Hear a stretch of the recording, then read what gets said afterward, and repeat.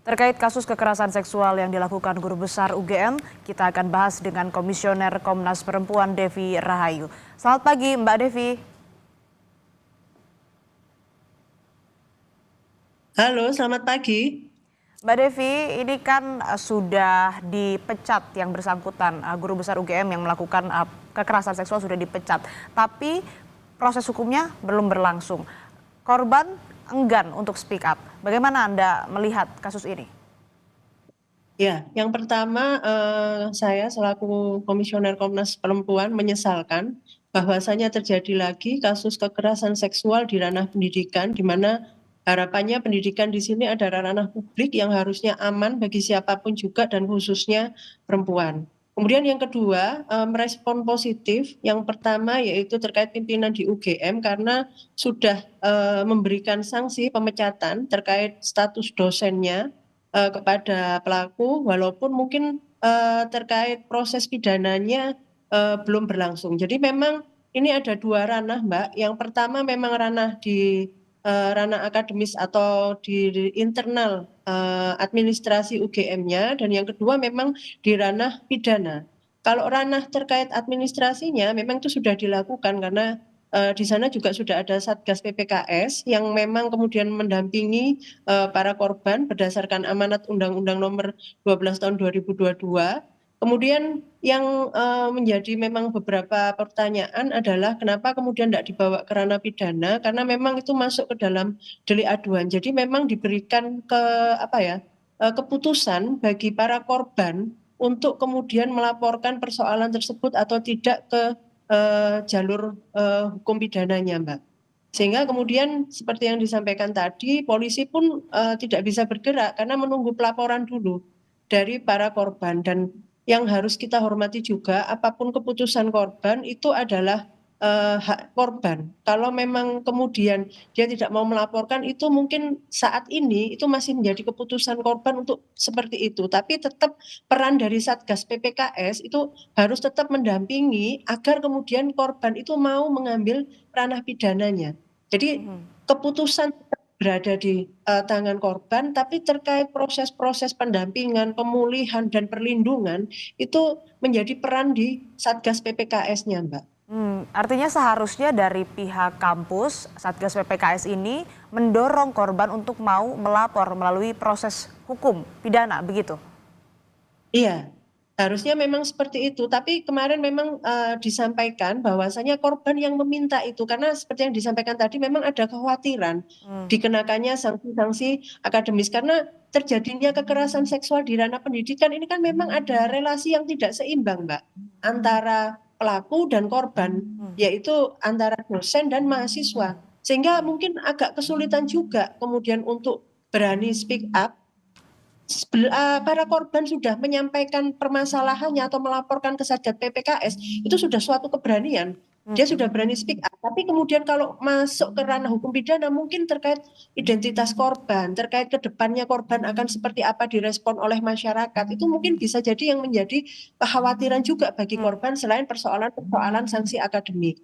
Baik, artinya ada kekhawatiran dari korban khususnya tadi sanksi akademik yang mungkin akan diterima oleh mereka jika melapor. Nah, Komnas Perempuan ini apakah akan ikut melakukan pendampingan supaya mereka lebih berani speak up dan supaya kasus ini diadili dengan benar secara hukum begitu. Kalau tidak, ini mungkin akan banyak terjadi lagi berulang di lingkungan pendidikan begitu, Mbak Devi. Baik, jadi sebenarnya Komnas itu kan terkait pelaporan-pelaporan yang sudah ada ataupun terkait kasus-kasus yang memang menjadi fokus dari masyarakat saat ini itu salah satunya memang di ranah pendidikan. Kita sudah merekomendasikan, Mbak, terkait kebijakan apa yang harus dibuat di Kemenristek-Dikti. Sebenarnya di Kemenristek-Dikti itu sudah ada aturan nomor 55 tahun 2024 yang mengatur mengenai pencegahan dan penanganan kekerasan di lingkungan perguruan tinggi. Dan saat ini itu sebenarnya sudah ada sekitar 1.700-an Satgas PPKS. Jadi masing-masing kampus baik di bawah Kemenristek maupun di bawah Kementerian Agama itu sudah merespon positif dan sudah memiliki Satgas PPKS. Hanya saja memang berdasarkan hasil survei dari Komnas Perempuan, memang ada beberapa kendala. Salah satunya memang adalah terkait dukungan dari pimpinan.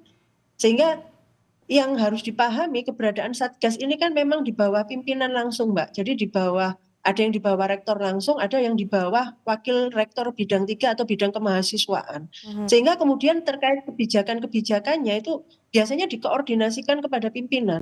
Lah, kekhawatirannya dari survei itu ada 23% yang ternyata itu belum memberikan dukungan karena memang terkait nama baik instansi. Sehingga kemudian kalau suatu kasus yang terjadi di lingkup pendidikan yang itu kemudian di-blow up di media, kekhawatirannya itu adalah selalu pertimbangannya itu antara nama baik kampus dan korban. Baik, artinya harus ada jaminan dari kampus ya. Kalau proses hukum pidananya ini tetap berlangsung, mereka yang menjadi korban juga tidak mendapatkan sanksi akademik. Karena kalau kita lihat, apalagi di kasus ini ya Mbak Devi, pelakunya guru besar UGM, takutnya ini menjadi pengecualian begitu kalau diloloskan dan bahkan tidak diproses secara hukum. Ya, jadi yang saya tahu saat ini bahwa dia sudah dipecat, Mbak, statusnya Betul. sebagai dosen. Saat ini sudah dibentuk tim yang memang sedang menangani terkait status ASN-nya. Hmm. Jadi rekomendasi selanjutnya itu. Jadi harapan dari korban dan juga masyarakat harusnya itu juga dihentikan status Hmm. ASN-nya karena termasuk kategori pelanggaran berat Hmm. di lingkup kampus. Kemudian terkait peran Satgas PPKS itu memang butuh dukungan yang penuh, Mbak, dari pimpinan. Bahwasanya pimpinan itu harus memberikan apa ya, fasilitas bukan kemudian fisik, tapi kemudian dukungan moral, dukungan kebijakan agar Satgas ini benar-benar melakukan perlindungan, pendampingan dan pemulihan terhadap korban. Sehingga korban itu berasa nyaman, artinya nyaman bahwa kemudian oh ya bahwasanya apa yang menjadi hak saya, apa yang menjadi permasalahannya itu direspon positif oleh masyarakat Hmm. sehingga korban akan memberanikan diri untuk kemudian masuk ke ranah pidananya. Kalau ada jaminan Atau korban tidak takut ya untuk melapor begitu. iya, Mhm. iya jaminan itu yang harus diberikan oleh pimpinan, Mbak. Baik. Kalau kalau melihat data Komnas Perempuan, apakah memang tren kekerasan seksual ini di lingkup pendidikan cukup tinggi? Iya, survei yang pernah dilakukan oleh Komnas Perempuan dengan mengundang seluruh satgas yang ada di Indonesia, waktu itu ada sekitar hampir 70 kasus kekerasan, Mbak, di tahun 2024.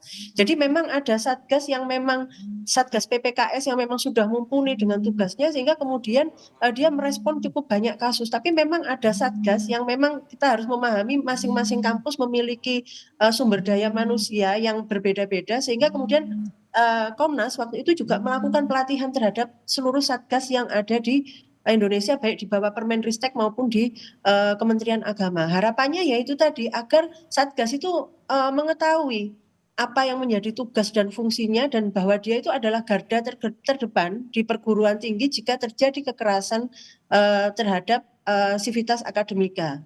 Baik, terakhir Mbak Devi, bagaimana harapan dari Komnas Perempuan terhadap kasus ini? Baik itu di ranah pendidikannya dan juga di ranah hukumnya, begitu.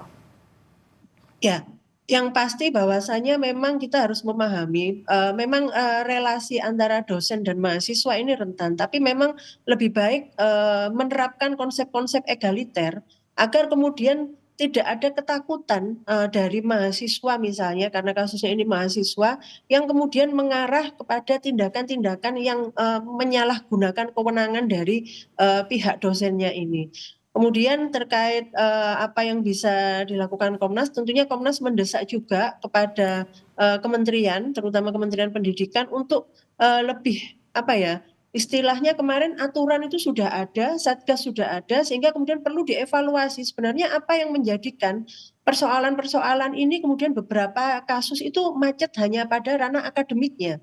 Sementara untuk ranah pidananya beberapa kasus itu agak kesulitan, Mbak. Sehingga memang itu perlu menjadikan titik tekan kebijakan selanjutnya dan juga terutama kerjasama pimpinan di masing-masing kampus.